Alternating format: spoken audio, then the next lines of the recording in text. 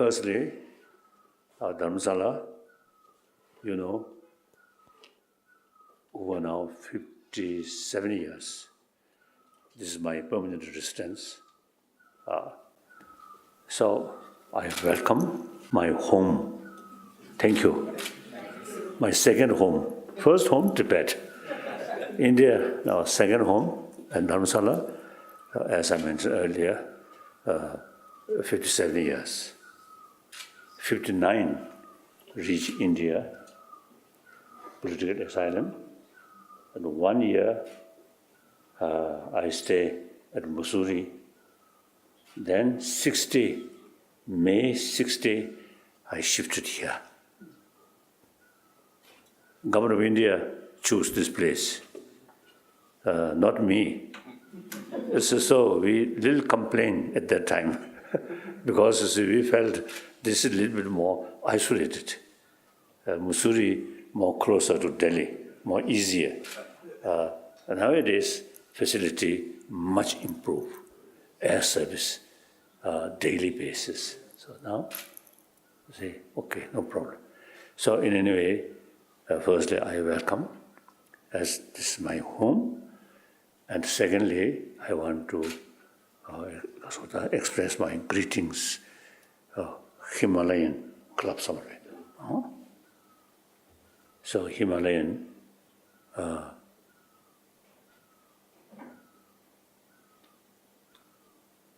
I think the physically Himalayan mountains and also beyond Himalayan mountain, Tibetan plateau is source of all major rivers which cover, for example, Yellow River in China, through China, and then Mekong River through Vietnam, all these things. Then Brahmaputra, and then Ganges, and then Kasachoti, Indus through Pakistan. So I think the Himalayan sort of area is the source of major rivers, which I think over 1 billion human beings' life depend on these rivers. And then I have also now I want to share with you one of my sort of responsibility given by late Kasa Bahuna. You see, he gave me some kind of almost as a responsibility. Whenever you visit this area, you must tell preservation of forest or Himalayan range should not deforest. So in some extent, I do that. So you, as a sort of Himalayan club, I think not only climbing the mountain, but also you see telling, whenever you visit in this area, you see local people, they're taking care about environment. And it's and also I from time to time I'm telling Kasachoti, Shinsuya, to plant trees in the Himalayan regions. Like that. So, what do you want to say? To us. And any questions? Please sit down. Oh, here. Exchange. First, I put my neck, and then perhaps like this. Some dirty things from my neck return now.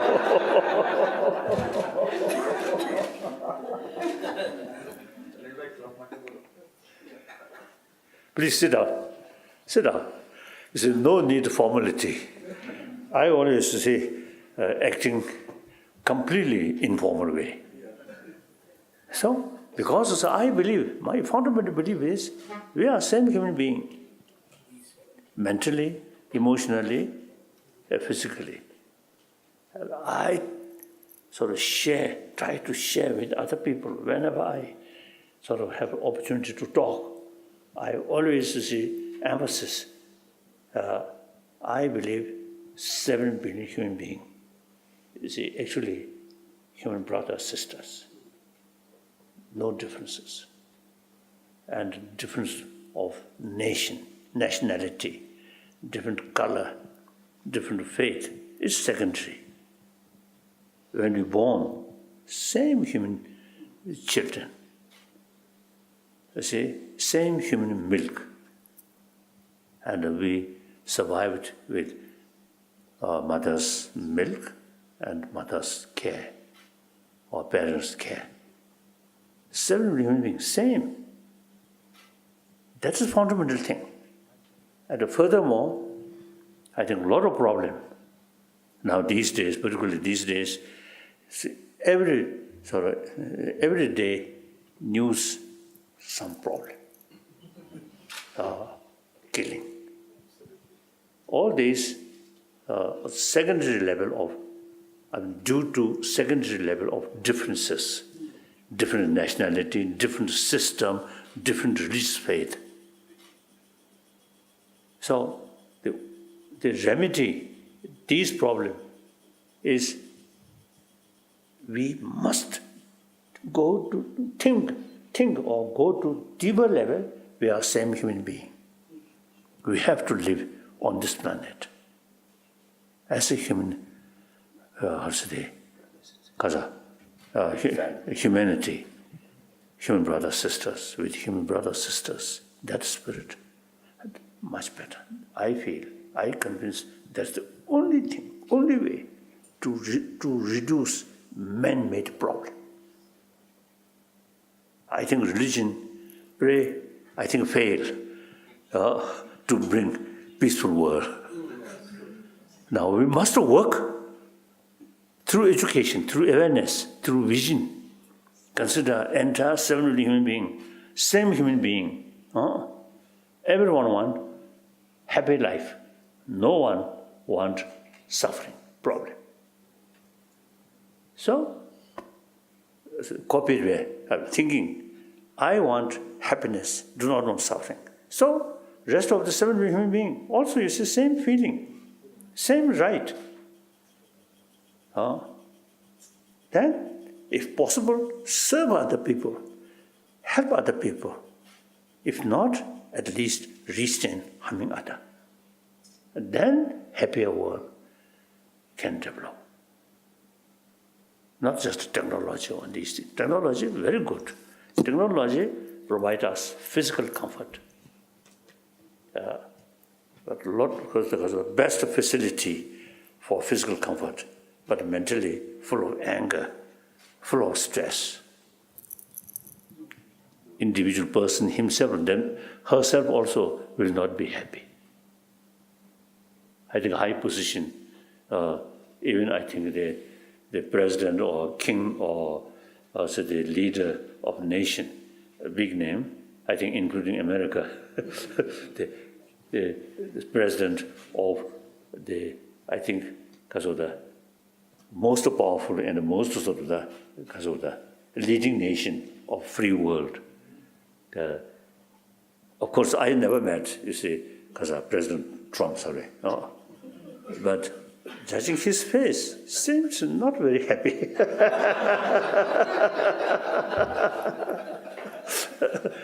Many other sort of leader seems to see people who have some inner peace, then automatically their face also something different, isn't it?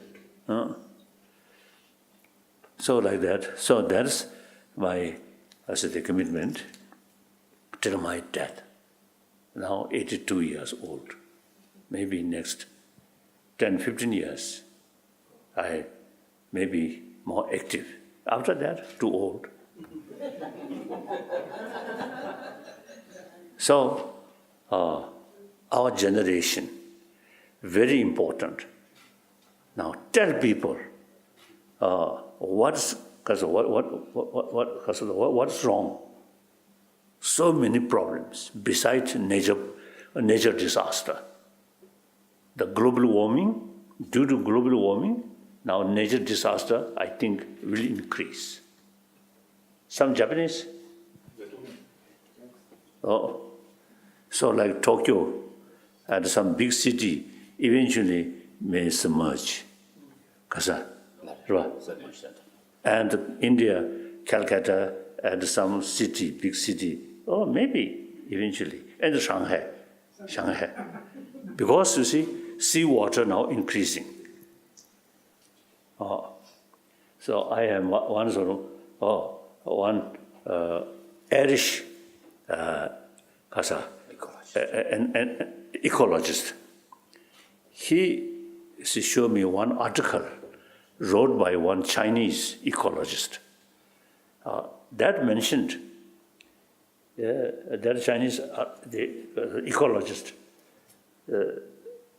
through many decades, he observed, Tibetan area. So then he found the effect from Tibetan plateau towards global warming. He found effect from Tibetan plateau as much as South Pole and North Pole. So he described Tibetan plateau as third pole. So you see, you people, this is some connection with the Himalayan range. Please, you see, pay more attention about the Kasoda, preserve or special care about ecology in Himalayan. At this site, free, so you can do more so freely, more easier. The other side, the system, something different, but I think particularly Indian, you see, have certain right, you see, to show concern about Tibetan ecology, because river which come from Tibet, you see, Indian use this water, so you have some certain right, you see, to express your sense of concern about ecology in Tibetan plateau. Okay. Yes, now questions. And questions rather, you see, I prefer, you see, some discussions. Sit. No formality, Okay. Thank you, sir. On behalf of the Himalayan Club, this is a momentous occasion, beginning of our 90th year. With your blessings and good wishes, we read your message, which was very thoughtful and considerate. Just wanted to make a couple of comments. You mentioned about the Himalayan region, the roof of the world. Our very famous Sanskrit poet, Kalidasa, has also called it the Manadanda. And that Manadanda, according to me, is core values which should also be associated with the Himalayan, which has taught us. There's courage, optimism, perseverance, patience, and most of all, purity. These values are today still being practiced and propagated by people like you. We have had sages, we have had saints, we have had lamas, we have got rishis who have written a lot, but somebody who lives those very values in a living fashion, such as yourself, we are very thankful that you are carrying on this rich legacy for all of us. Those who love Himalayas love also these values, and that's what we are grateful to you to propagate. Thank you very much. I don't want to say anything more. We have some questions which we have sent earlier. Yes. Kindly be good enough to yes? respond. Yes. Ladakh. Ladakh, you can read. Which part of Ladakh? Nubra. Yes. Suppose I think this summer I may go Nubra. Yes, Trisur Rinpoche and also Trisur Rinpoche invited me. Good. Yes? My name is Nandini. I am asking you a few questions on behalf Yes. of the group. Okay. Yes? The first You see, prepared question, and also you see, without prepare, just because of that spontaneous Yes, question, yes. also welcome. Yes. Now, 10:30, no problem. Yes. What is the quality or gift of mountains that draws us to them, not just for sport, but spiritual refreshment? Spiritual air. I don't know.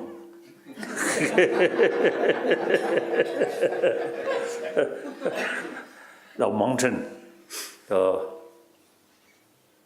appears, and particularly with snow, beautiful.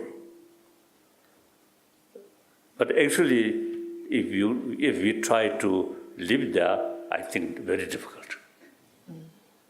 So now, me, when I was young, in Canada, I reached India 24 or 25, the age. Then early 60s, I'm quite young, so I climbing these mountains. In Tibet also. You see, some I sort of encourage some officials. You see, they describe me. Those officials used to tell His Holiness that he actually runs uphill like mountain goats, or So they cannot sort of keep up with, like catch up. Catch up. Oh, catch up.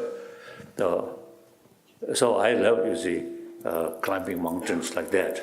Now that's gone. So mountain, I don't know. Like I think the Gangsorch was such a Gangsorch. So these the mountains are like ornaments of the land.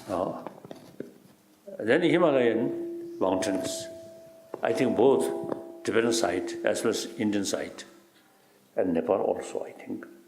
And through centuries, many spiritual practitioners, you see, remain these remote mountainous area. Some occasion, Mahakumbha Mela, I met some sadhus, completely naked.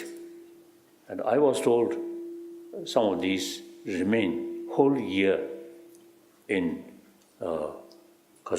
snow mountain without sort of dress. So that shows they have the experience of practice of Chandalini. You know, Kundalini, Chandalini. Chandalini, you see, creates inner heat.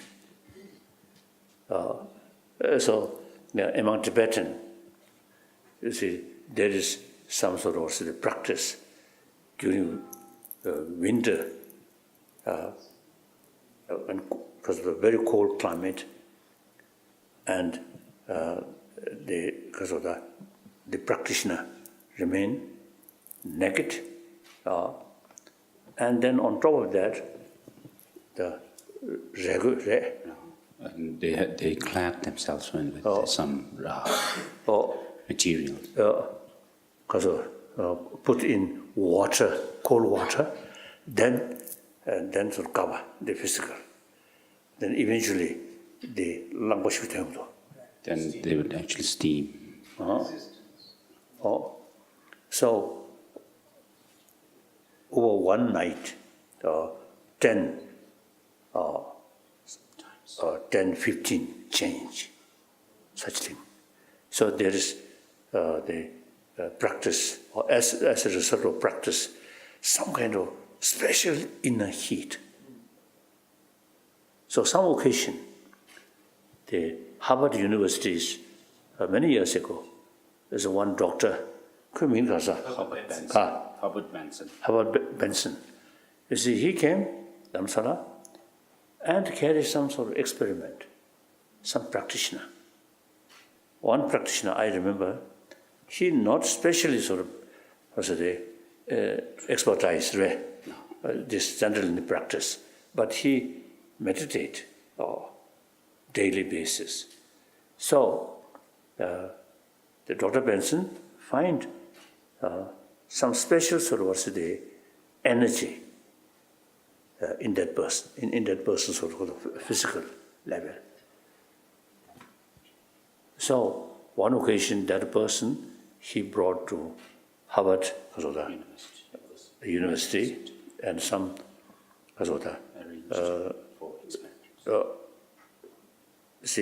very cold room.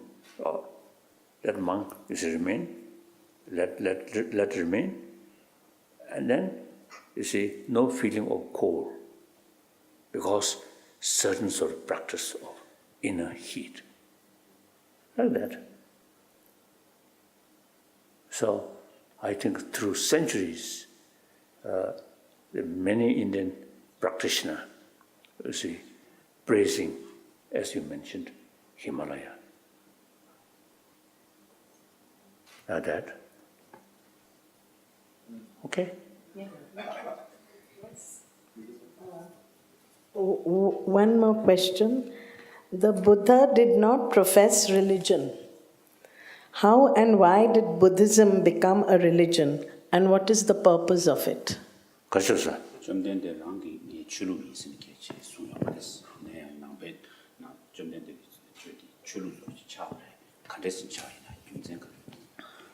I think Buddha, after he enlightened, three Dharma wheels, we call Dharma wheel, teaching. First at the Sarnath, second Rajagiri, and then third Vaishali.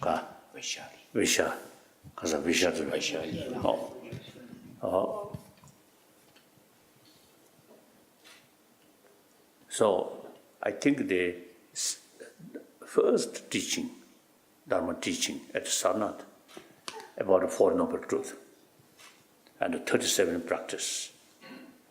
These are common Theravada tradition or Pali tradition and Sanskrit tradition, same. I usually call that foundation of Buddha Dharma, Four Noble Truths, or these things.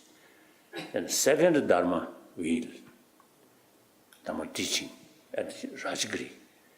Then he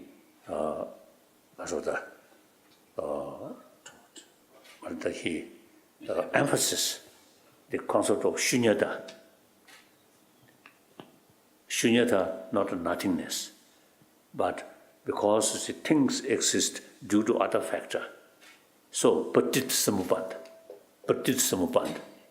because things are interconnected. Things' existence very much depend on other, not by itself. Therefore, nothing independently exists. So that is the meaning of shunyata. So some of his I think teaching at second Dharma wheel, he mentioned, "O my follower, bhikshus or monks, scholars, should not accept my teaching out of faith, out of devotion, but rather thorough investigation and experiment."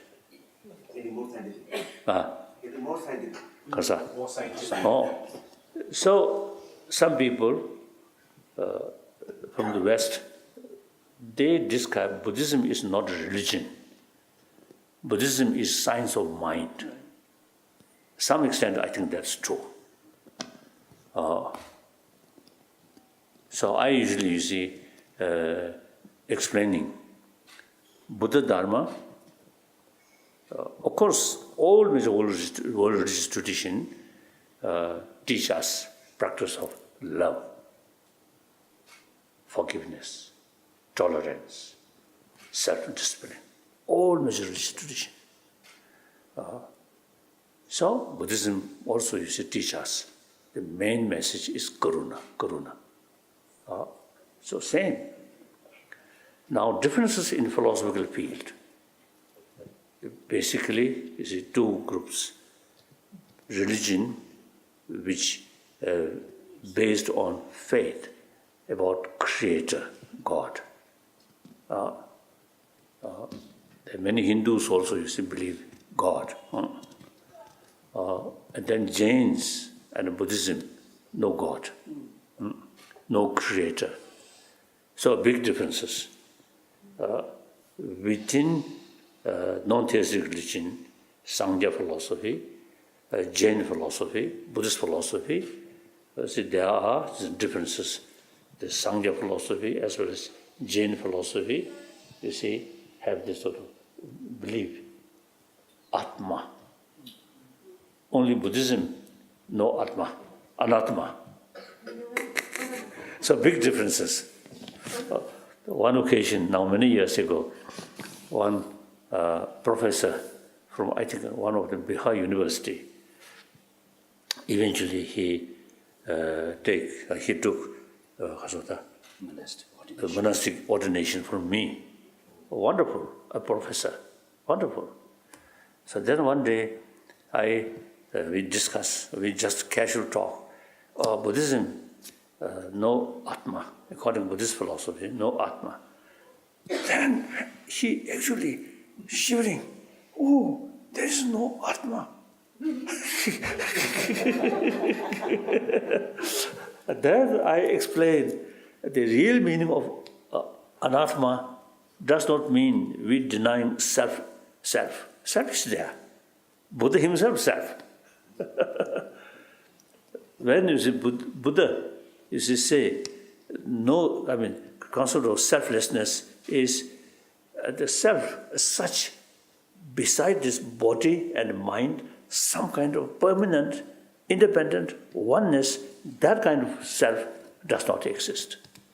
So because of that meaning, selflessness or anatma theory. So there are, within sort of non-theistic religion, there are differences, and within Buddhism, Vibhashik, Sotantik, Chitta Mantra, then Madhyamika, differences in theory. So Madhyamika theory, quite one, I think this because of support from scientific finding, quantum physics is very similar that of Nagarjuna's view, things does not exist as appears. So the Raja Ramana, I think you may have heard, Indian nuclear physicist. His nickname is India's Sakharov, because he one of the scientists to build nuclear weapon. So once he told me, many years ago, quantum physics in the world considered something new. In this country, over 2,000 years, that concept already developed in this country. So Madhyamika philosophy, the quantum physics goes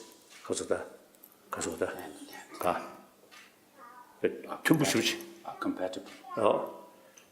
Now modern physicists, modern sort of scientists, say, I think at least 2 centuries, I think mainly, you see, focusing on matter, not mind. So the physicists, the quantum physicists, they say nothing objectively exists. So finally, observer becomes very important. Now the next question, what is the observer? A scientist no answer. Because because of the late 20th century, the science, modern science not much talk about mind. So many scientists, they believe just a brain. Beside brain, nothing there. So you see, even you see, these days, some scientists, you see, they only sort of think brain, no sort of mind. Now, later part of 20th century, those, as I mentioned earlier, this is some meditation, not physical exercise or something, but through meditation, training of mind, it actually affect their brain. So now, like Richard Davidson, you see, now accept, or beside brain, there is something which can affect our brain. So now, the scientists gradually, you see, develop interest about observer. So then, further question, where is observer? Anathema theory now coming. So like that. So therefore, in a way, Buddhism can say philosophy or science of mind, not religion as such. Faith.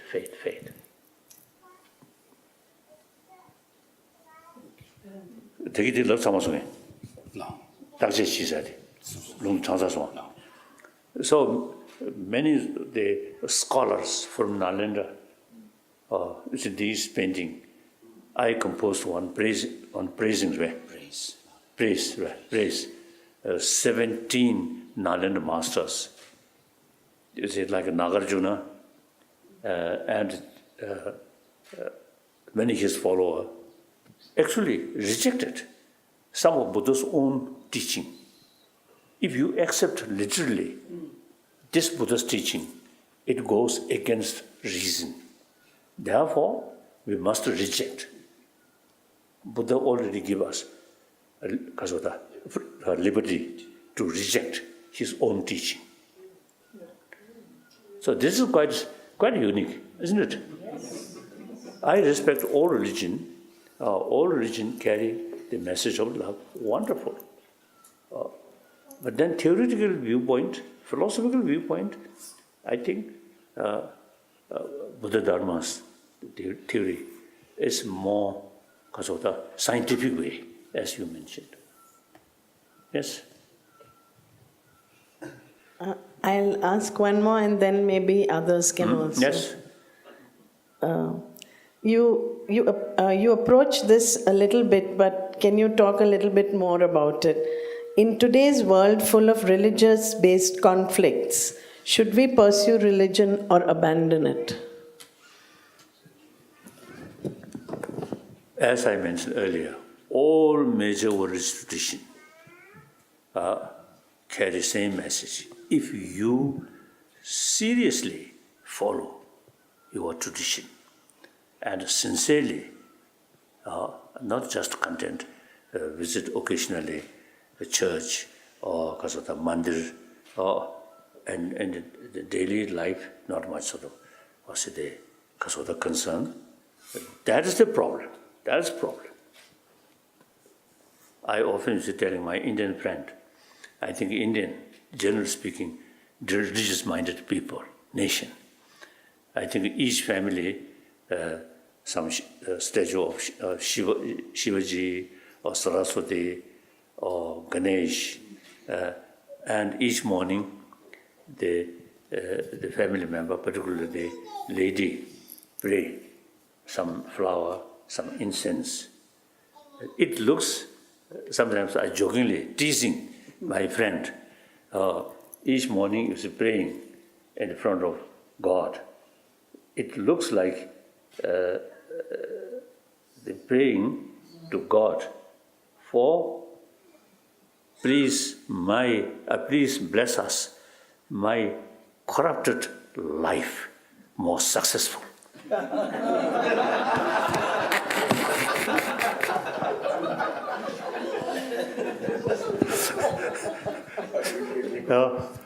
So,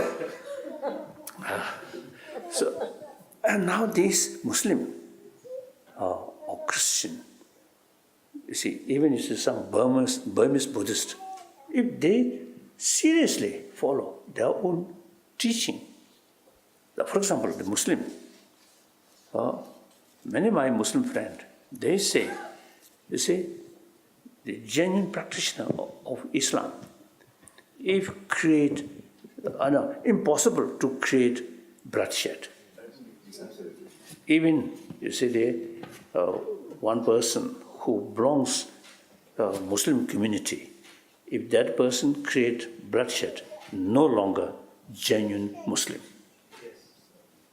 And the very meaning of jihad is not harming other, but combat within yourself the destructive emotion and positive emotion. Combat. That's the meaning of jihad. Yeah. And then one Muslim friend told me, the genuine Muslim practitioner must extend love towards entire creature of Allah. Same. Buddhism, all sentient being, mother sentient being, we must extend our love. And Christian practitioner, they say all the creatures of God. So I think Christian,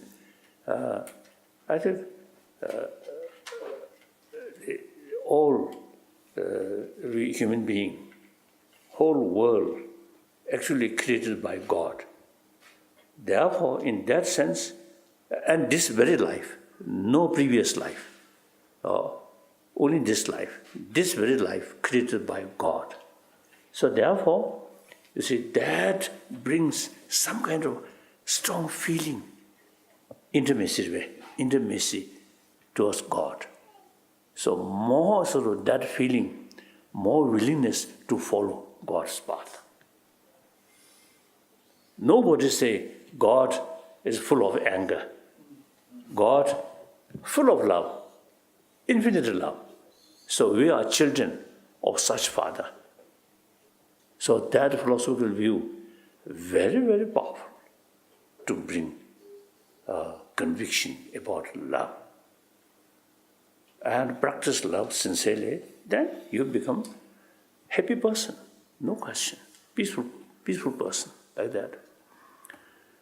So each wonderful, if you seriously practice or sincerely sort of follow.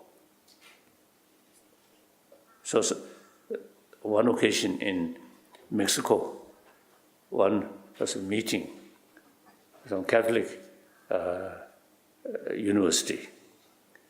They invited me, and then I talked. The local Kasota priest also is there. I mentioned sometimes it looks religion remain on our dress. So those Christian minister also, you see, some dress, special dress. So religion looks, you see, on the dress. So long the dress there, so you acting like holy person. When dress no longer there, then acting something different. So religion must be here, not on dress. So many the teacher or the priest say appreciate or agree. Then next morning, an old bishop or something came to see me. He very much sort of appreciate about my sort of frank expression, like that. So therefore, religion, if whether accept the religion or not, up to individual. Once you accept, must be serious. Then religious talk, religious teaching must be part of your life. Then all have same potential.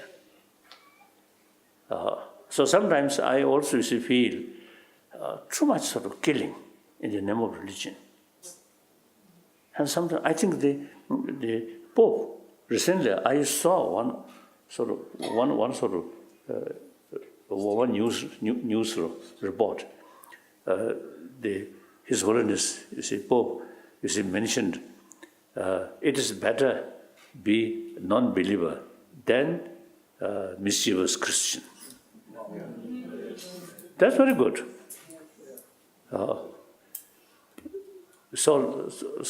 Therefore, whether you accept religion or not, up to individual. Once you accept, you should be sincere and serious. So, religious person with the name of religion. So therefore, I often now telling the wording is Muslim terrorist. It is wrong. Terrorist is terrorist. Anyone, you see, once committed terrorist, then no longer Muslim, no longer Buddhist, like Burmese, the terrorists also. It's a few years ago when I was one occasion I was in Washington. So first time I heard the Burma, some Buddhist monk, you see, because of the terrorized order, or some Muslim community there. So at that time, Time magazine, they cover picture one Buddhist monk and mentioned Buddhist terrorist. I'm Buddhist. I feel a little uncomfortable. So genuine sort of Buddhist never committed such things.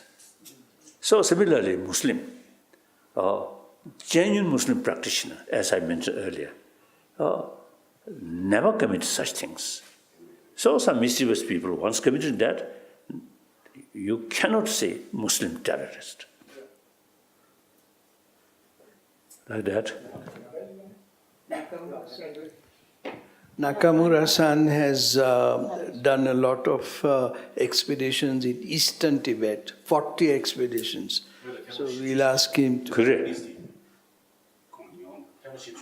Oh, I see. Yes, Right. for 25 years, I went to Tibet, mainly Eastern Tibet and Southern Tibet, including Sichuan, Qinghai, Right. Yunnan, those areas Tibetan inhabitants are living. So that's a wonderful place. And my journey was to find unclimbed mountains. So I went to the areas 40 times, and fortunately I could find over 100 high peaks, unknown high peaks. That's my, how to say, pride. Right. Thank you very much. Wonderful, wonderful. And as I mentioned earlier, I'm Tibetan, and particularly I come from Amdo area. So your visit to Tibet, most welcome. Thank you. Now, His Holiness, I would like to ask you, we have been to Tibet several times, but outwardly everything looks nice and good. So what is the deeper problem in Tibet? Because as a casual visitor, we find Right. all okay. There is one Chinese businessman, really, I think more than millennia, I think, he constantly visit Tibet also. No, I think China. I think mainly Taiwan. Then often used to visit China for business. So he also has a number of Chinese leaders he knows. So once he came to see me, and he told me, after he visited Lhasa, so there's a new buildings or new road and many sort of market, these things, I say, very beautiful. He mentioned to me. Then also he met some Tibetan. So these Tibetan, expressed to him, yes, external material development is very good, but inside always fear and very difficult. And so he mentioned that, his experience, while he expressed that, tear, crying.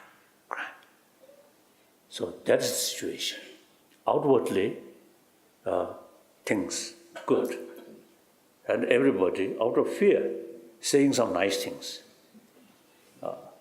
And I think remote area, if you have opportunity, visit some remote area with some trusted translator, then you will know.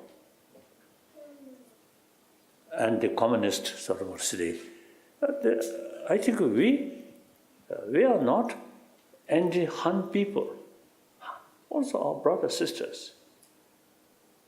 And 7th century, 8th century, at a family level, very close link with Chinese emperor, Tang dynasty, like that. So the 7th century Tibetan emperor, Songtse Gampo, married with one Chinese princess. So since then, the family level is a very close link. And then also you see many, China, historically Buddhist country. So there are many Buddhist sacred sort of area in China. So many Tibetans used to take pilgrimage to China. So historically very close. And then now today, I think few years ago, perhaps I think 4 or 5 years ago, Beijing University carried survey how many Buddhists in China, about 4 or 5 years ago. So the reports say more than 300 million Buddhist population in China. And then, you see, the people who carry survey, they impressed many of these Buddhist educated people. Now, then since then, a number of occasions, meeting some Chinese, then according to them, nowadays, Buddhist population in China around 400 million. Many Chinese Buddhists, now they realize Tibetan tradition is the authentic Nalanda tradition. This is, therefore, so many of them are very, very keen to receive teaching from Tibetan scholars. Not necessarily Tibetan lamas or these things, big name.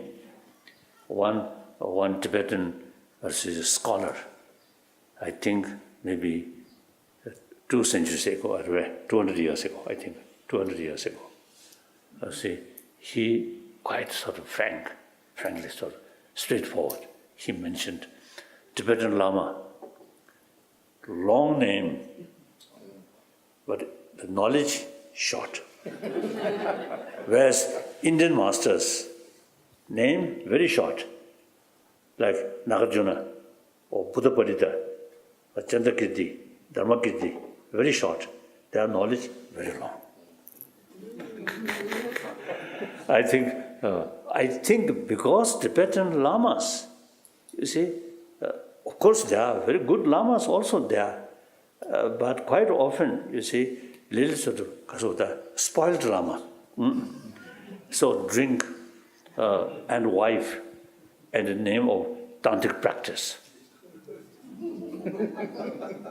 So eventually, and the population, uneducated, so the population, you see, people, lama, who have big name or high throne, you see, the people, you see, showing more respect. So therefore, eventually, I think some Catholic monks or visitors, I think maybe last, 4 centuries, happily, one occasion, I had the opportunity to visit one Catholic monastery in Italy. They told me one of their monks visited in, a few centuries ago, like that. So then, eventually, quite some, people visit Tibet. So then they sort of, judging the superficial sort of thing, then they describe Tibetan Buddhism is not genuine Buddhism, but Lamaism. Isn't it? Oh. So because, you see, not like monk in Sri Lanka or Burma or Thailand like that. So therefore, in Ladakh also, you see, some Lama can drink.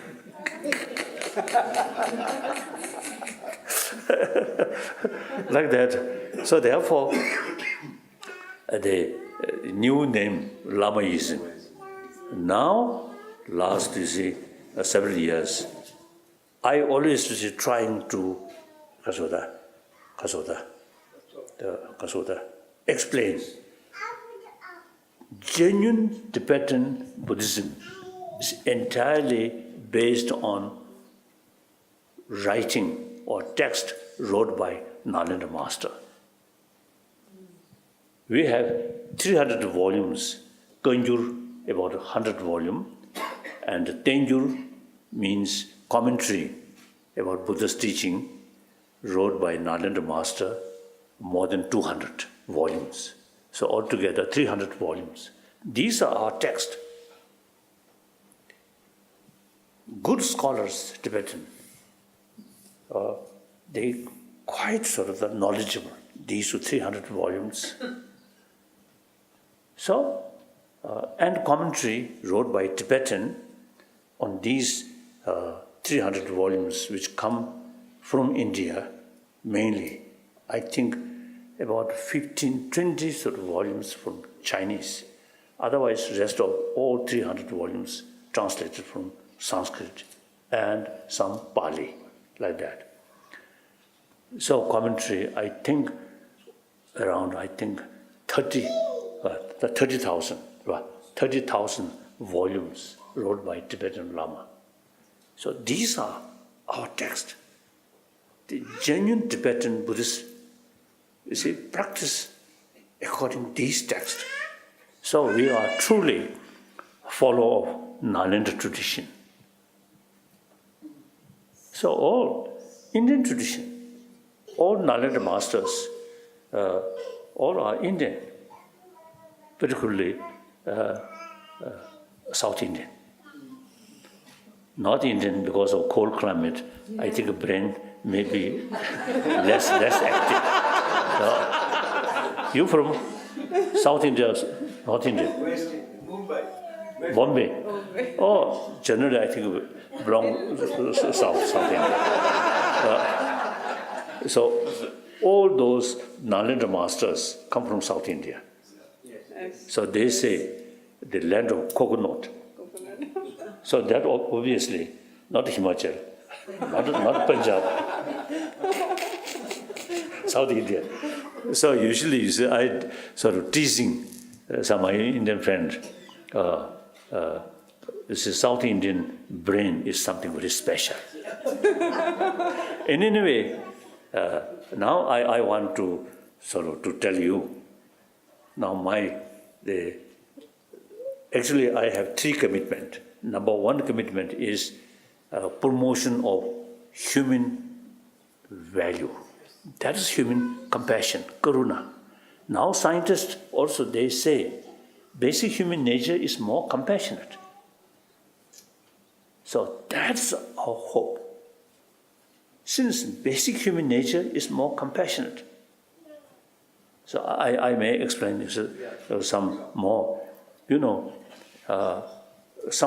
few occasions, some discussion with scientists. Now, over 30 years, I have serious discussion with scientists, mainly the cosmology, neurobiology, and physics, particularly quantum physics, then psychology.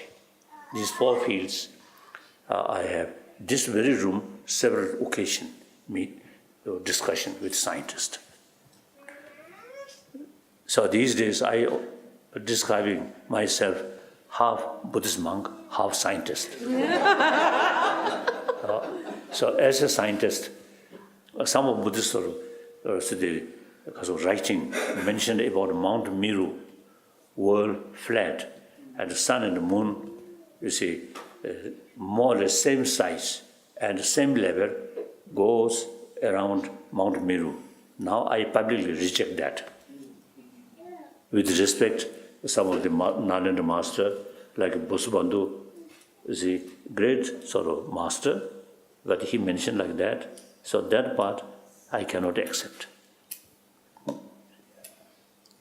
I think millions of people, you see, because in aeroplanes, aeroplanes used to go around the world, of India to Europe, Europe to America, America to Japan, like that. Nobody is seeing Mount Meru. If Mount Meru, I think Ladakis and many Tibetan, we believe there is Mount Meru. So I offering Mandala, Mount Meru. But who really believed that, I think, because of the go by aeroplane, goes, I think we'll never see Mount Meru. So like that. So therefore, some occasion, now some scientists say, I also attended that meeting, I also there. So one cartoon to show one 5-6 month old infant child, language not yet developed. So very difficult to influence from outside. I think very nature of human being, very sort of fresh or very alive. So that child showing one cartoon to young children. One children try to pushing one ball on upward. Another child helping and very friendly attitude. When that cartoon seeing by that infant child, smiling. So express sort of what's today, because joyful, enjoy that sort of seeing. Then next, another cartoon, 2 children, one children pushing the ball upward, then another child, because of the create obstacle or negative face. So when you see that cartoon picture seen by that infant child, the child itself, unhappy, expression of unhappiness. And then more important, constant anger, constant, hatred, fear, very bad for our health. Actually, these experience eating our immune system. Other hand, more compassionate mind, the immune system, in some cases even increasing. So therefore, they concluded basic human nature is more compassionate. So now the problem is existing education. Now education system is very much oriented material value, not talking about inner value. So now,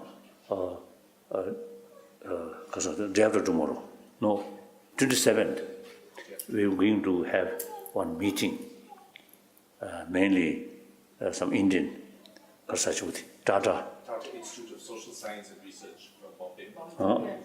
So they already carry some research work, how to introduce a curriculum mentioning about secular ethics without any mentioning any religious belief.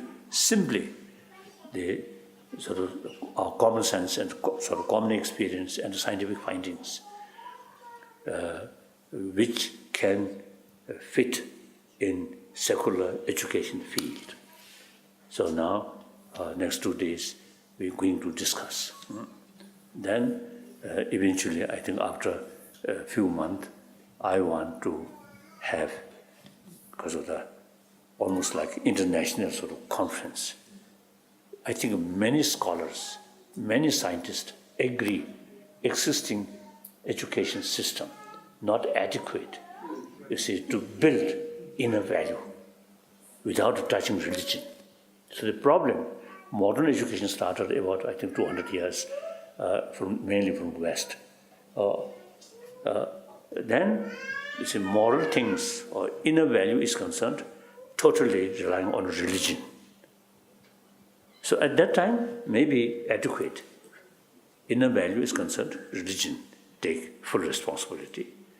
Then, with more industrialized sort of, because of industrializing, so the knowledge about these things are very necessary. So education, newly developed education system, mainly, you see, oriented about this value. That's understandable. Now time come, the materialistic oriented sort of education brings whole generation. They are so always talking about external things, not much talking about inner sort of value. So therefore, you see, I think a lot of crisis on this planet now because of lack of moral principle, mainly lack of compassion, which is based on sense of oneness of 7 billion human beings. As I mentioned earlier, oneness. Due to lacking that, and there too much emphasis, my nation, in India, because of the caste system, I think very bad. I always telling the Indian spiritual leaders now should take more active role. The caste system, I think some influence from the feudal system. Landlord, in order to exploit, you see, working class people or farmers, because of caste system, I think develop in order to Kasuta. No, the landlord have something special right. So class system, you see, caste system. Now time come, must change that. We are same. India's constitution, wonderful, but still not sufficient to real change on Kasuta public level, particularly rural area. So now religious leader should speak more. Even if you believe God, Creator, the Creator, you see, all different caste people, same source, God. So no problem. Maybe shared kare, chod kare. Ka. Oh, so yes, number one, my commitment is promotion of human value, human compassion. Entirely based on scientific finding, then our common experience, we all come from our mother. We all experience parents' sort of tremendous sort of affection, particularly our mother. I always telling, my first guru about Karuna is my mother. Really, my mother is so kind to me. So, in some extent, I spoiled some child. So, as a villager, there's no toys, nothing. So, my mother always carry me on mother's shoulder. When mother milking animal or some work in farming, she always carry me. So, I also find very comfortable on mother's shoulder, sit like that. So eventually I become bold and hold my mother's ear. And then I want to go this side. I control my mother's movement and this side, like that. If mother not follow my wish, and then crying, shouting. So really, the seed of compassion here. First, I learned from my mother. Then, of course, later, these Nalanda masters. So teaching about mind, about emotion, and how to tackle emotion. That, then on the basis of certain experience which I learned from my mother as a sort of kasurda, good soil. Then all these Nalanda masters teaching, then really absorb like that. So this is my number one commitment. Irrespective of whether believer or non-believer, we are human beings. We need compassion.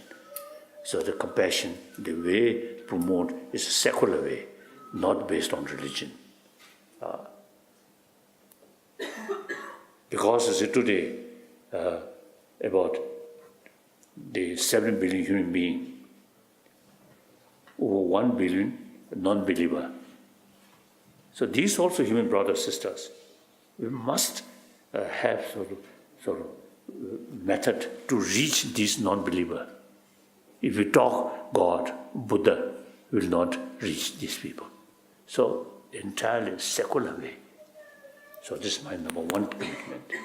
Number two commitment, I am Buddhist, and I spend now most part of my life in this country.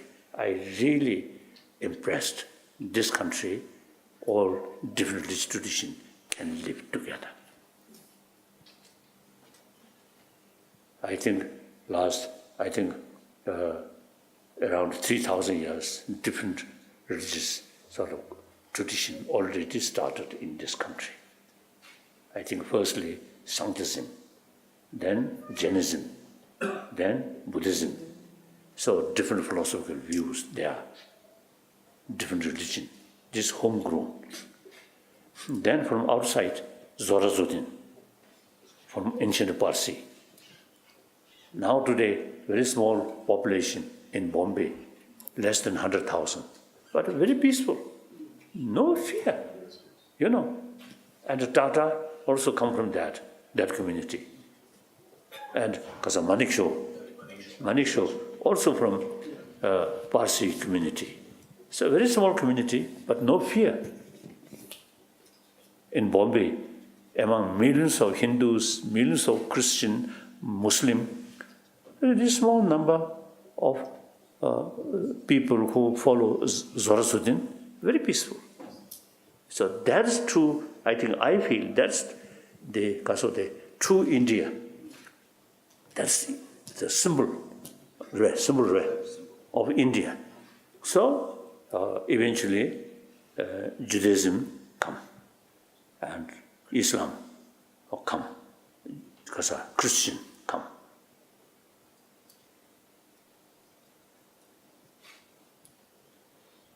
So today, I think all major world religious tradition now very well settled in this country.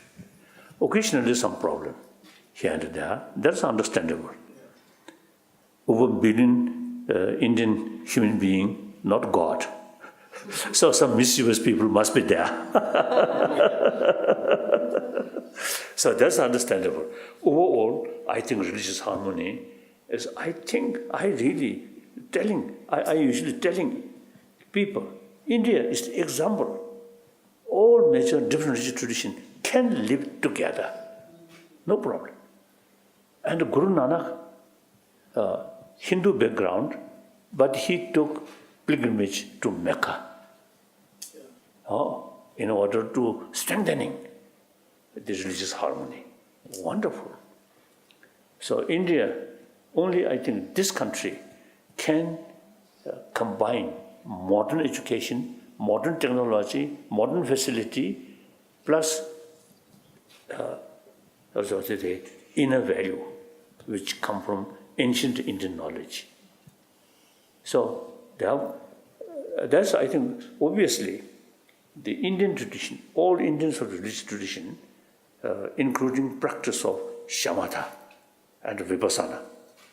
So those sort of religious tradition, which include practice of shamatha and vipassana, they automatically, you see, come explanation about mind, how to tackle our mind, how to tackle our destructive emotion. So ancient Indian psychology is highly developed. So as I mentioned earlier, you see, meeting, discussion with scientists, then psychology is concerned.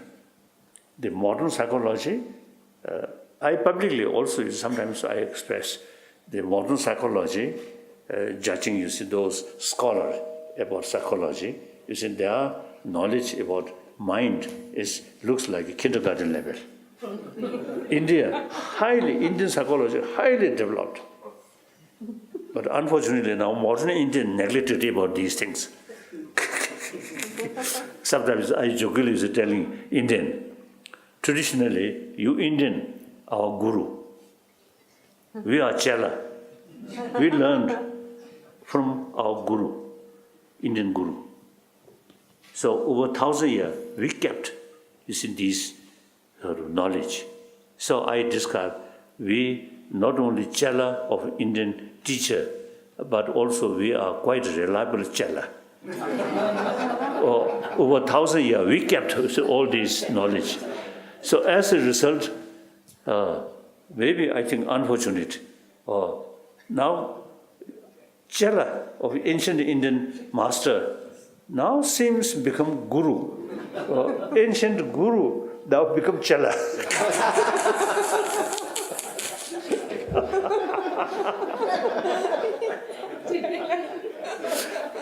So in any way,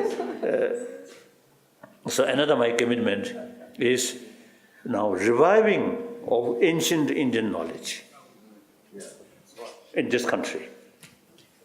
All this knowledge is your knowledge. This ancient Indian knowledge, not only ancient knowledge, but also relevant to today's world. I think today, a lot of problems ultimately start from here. Recent weeks, really dangerous situation, North Korea, and these things. All these ultimately here, lack of sense of compassion, sense of universal responsibility. Think just me, we, and with that feeling, no hesitate to destroy other. So that's such is a problem. It's only through systematic sort of program to educate younger generation. Then we are at the beginning of 21st century. So if we plan properly and carry education accordingly, then I think after 2 decades or 3 decades, another generation who come through that kind of education can be more peaceful. Peaceful businessmen, women, peaceful politician, or peaceful sort of economist or everything. Then I think our world can be more peaceful, more compassionate world. It is possible through education, not through prayer. I'm Buddhist. I pray to Buddha. Before Chinese Chinese came, we prayed too much to Buddha. Nothing happened.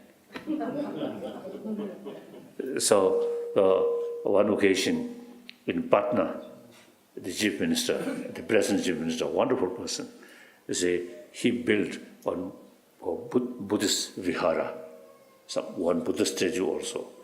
So he invited me to open ceremony. He invited me.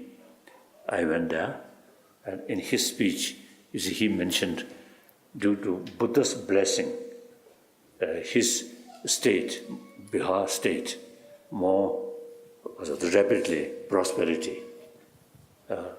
He mentioned that. Then my turn talk. Then I told, if Buddha's blessing help more prosperity, your state, then your state must be much more earlier prosperity because Buddha's blessing over 2,000 years already there.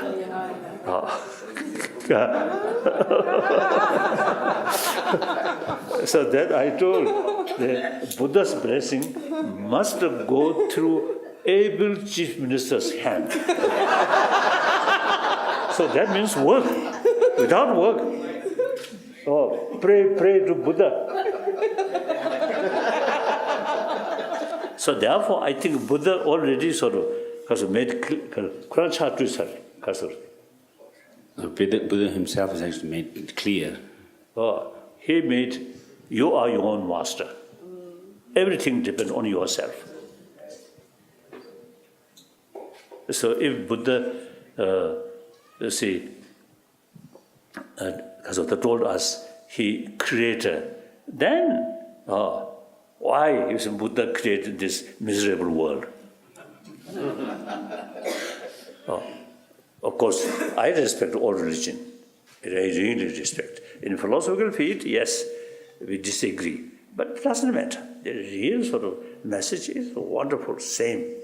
However, in the philosophical view, one of my friend, one Indian, he genuinely believed God.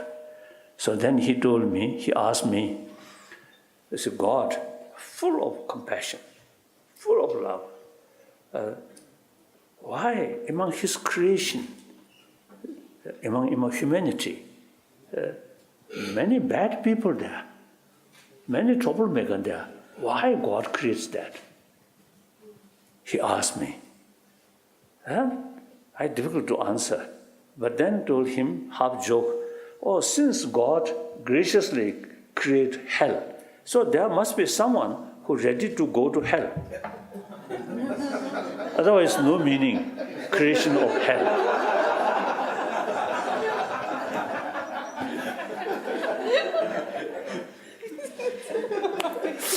Like that. Sometimes you see, if you logically, analyze, then there's some contradictions there. So among the Buddha's own teaching, some contradictory. Therefore, Buddha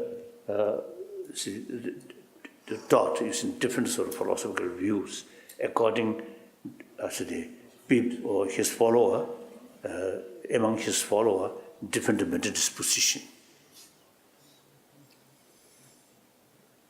Try that. Next question. We live in the world full of conflict, anger, depression, many other feelings which are negative. In all this reference, what is the true meaning of inner peace? Inner peace, I believe, the sense of oneness of humanity. Whenever I talk, I always start brothers, sisters. I never mention some sort of or their ranks or titles like that. Then I always mentioning why I use the word brothers, sisters.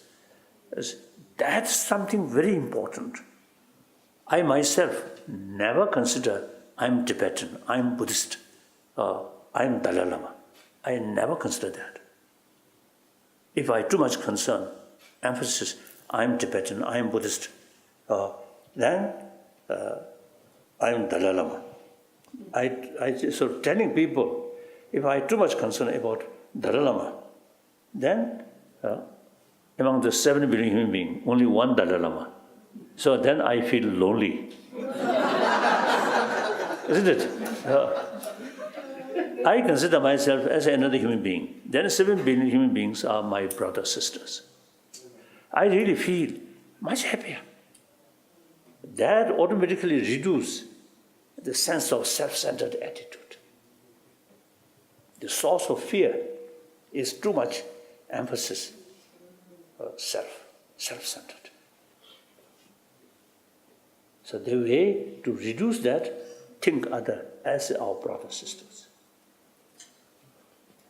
Not talking about next life, not talking about heaven or God. Simply daily life. Even we can learn dogs, some other animals. who, you see, have more sort of open-minded and easily sort of live with other dogs, then much more peaceful. Some dogs is always barking, other dogs, then it becomes lonely. We can learn from them. And even animals very much appreciate our love, our compassion, our affection. A dog, a cat. If we sincerely showing them our love, our affection, they appreciate our licking. And the cat, go like that. Very beautiful. Without sincere sort of affection, just feeding, they not much appreciate. Isn't it? There's some dogs or some cats, when you're feeding, yes, they enjoy the food, and no longer any sort of any sort of sign of affection. If you show them our affection, our love, they very much appreciate. Only problem is mosquito.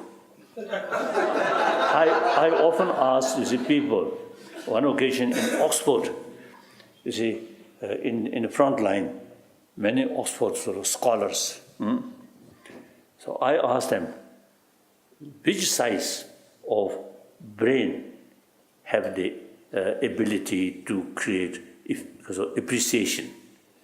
So I told them, my question is, mosquito, when my mood good, and it is quite sure no malaria, danger of malaria, then I give some blood to some mosquito. They suck my blood, and their physical become fat and red. Then finally, some drops come, or no sign of appreciation. Dogs, birds, if you treat them sincerely, they appreciate. So, what level of brain have the ability to show appreciation? So many occasions I ask this question. So far nobody answered that.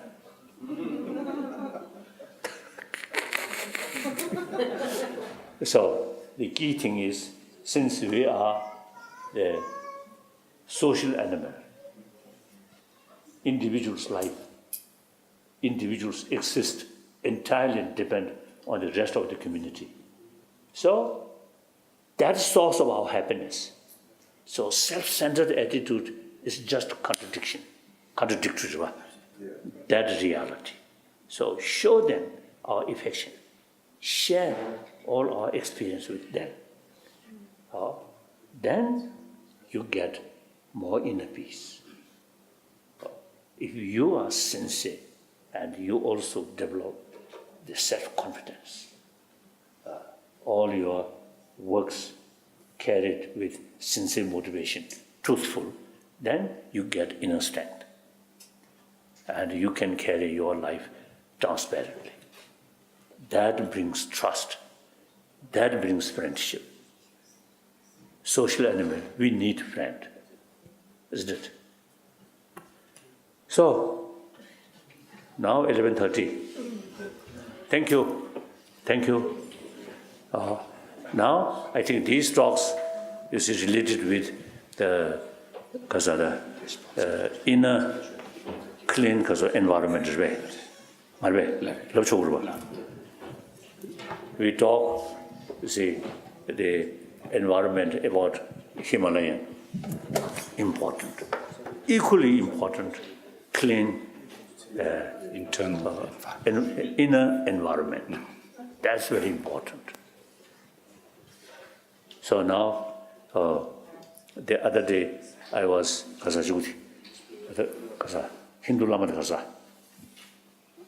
Karshnis. Ka. Swamiji. No, Swamiji. Karshnis. Sign. the one Swamiji. From Mathura, Swami Kashni. Since many years, we are a very close friend. So recently I was there.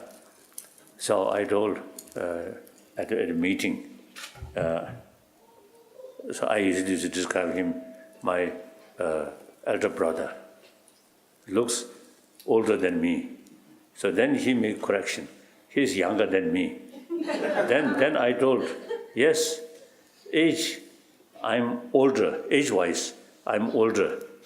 Now 82. He, I think, is 70 or something. So his appearances looks, he more older than me. So judging appearances, I describe him elder brother. Then, half joke, I'm mentioning, face, appearance is concerned, my face is more handsome.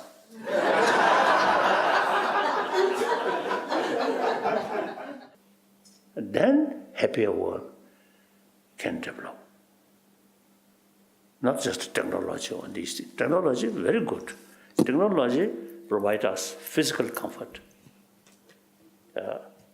But a lot, because the best facility for physical comfort, but mentally full of anger, full of stress. Individual person himself, then herself also will not be happy. I think high position, even I think the president or king or also the leader of nation, a big name, I think including America, the president of the, I think, because of the most powerful and most sort of the, because of the leading nation of free world. Of course, I never met, you see, because of President Trump, sorry. No. But judging his face, seems not very happy.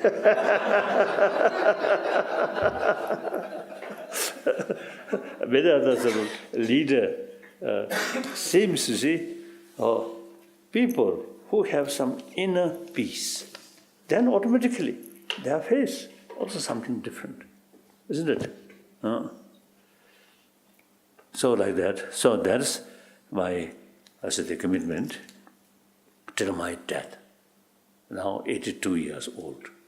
Maybe next 10, 15 years, I may be more active. After that, too old. So, our generation, very important. Now tell people what's wrong. So many problems besides nature. It's and also I from time to time I'm telling to plant trees in the Himalayan regions. Like that. So, what do you want to say? To us. And any questions? Please sit down. Oh, yeah. Exchange. First, I put my neck, and then perhaps like this. Some dirty things from my neck return now.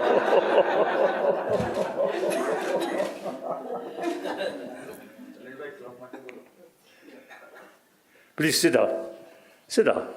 You see, no need for formality. I always say acting completely informal way. So, because I believe, my fundamental belief is, we are same human being. Mentally, emotionally, physically. And I sort of try to share with other people whenever I sort of have opportunity to talk. I always see emphasis. I believe 7 billion human beings. You see, actually, human brothers, sisters. No differences. And difference of nationality, different color, different faith is secondary. When we're born, same human children. you see, same human milk. And we survived with mother's milk and mother's care, or parents' care. 7 human beings, same. Himalayan mountain, Tibetan plateau is source of all major rivers which cover, for example, Yellow River in China, through China, and then Mekong River through Vietnam, all these things. Then Brahmaputra, and then Gangas, and then Khazar-Jhoti, Indus through Pakistan. So I think the Himalayan sort of area is the source of major rivers, which I think over 1 billion human beings' life depend on these rivers. And then I have also now I want to share with you one of my sort of responsibility given by late Khazar Bahuna. You see, he gave me some kind of almost as a responsibility. Whenever you visit this area, you must tell preservation of forest or Himalayan range should not deforest. So in some extent, I do that. So you, as a sort of Himalayan club, I think not only climbing the mountain, but also you see telling, whenever you visit in this area, you see local people, they're taking care about environment. And that's a fundamental thing. And furthermore, I think a lot of problem now these days, particularly these days, see, every day news, some problem, killing. All these secondary level of, due to secondary level of differences, different nationality, different system, different religious faith. So the remedy these problems is we must go to think or go to deeper level. We are same human being. We have to live on this planet as a human, humanity, human brothers sisters with human brothers sisters. That spirit, much better. I convinced that's the only thing, only way to reduce man-made problem. I think religion, fail to bring peaceful world. Now we must work through education, through awareness, through vision. Consider entire 7 billion human being, same human being. Everyone want happy life. No one want suffering, problem. So, copied way, I'm thinking, I want happiness, do not want suffering. So, rest of the 7 billion human being also is the same feeling, same right. Then, if possible, serve other people, help other people. If not, at least restrain harming others.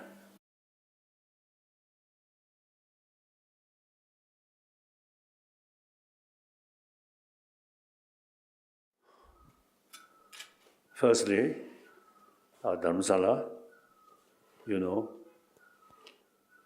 over now 57 years. This is my permanent residence. So I welcome my home. Thank you. My second home. First home, Tibet. India, now second home, and Dharamsala. as I mentioned earlier, 57 years. 59 reached India, political asylum, and 1 year I stay at Mussoorie. Then May 60, I shifted here. Government of India chose this place, not me. So we little complained at that time because we felt this is a little bit more isolated. Mussoorie more closer to Delhi, more easier. Nowadays, facility much improved, air service, daily basis. So now, say, okay, no problem. So in any way, firstly, I welcome, as this is my home. And secondly, I want to express my greetings, Himalayan Club somewhere. So Himalayan,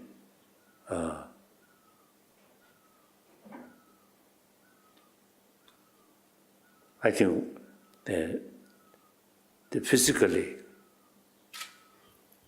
Himalayan mountains and also beyond Himalaya,